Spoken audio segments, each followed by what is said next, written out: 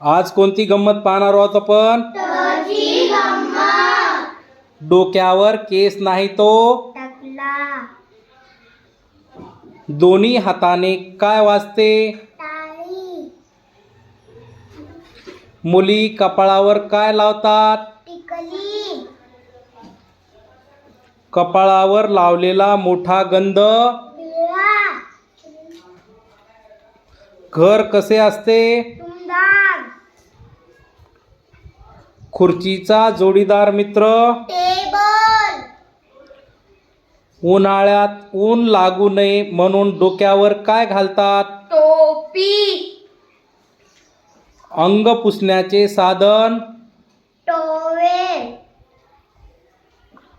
एक लाल रंगाची फळभाजी टोमॅटो. दुष्काळात पाण्याची काय असते? टंचाई.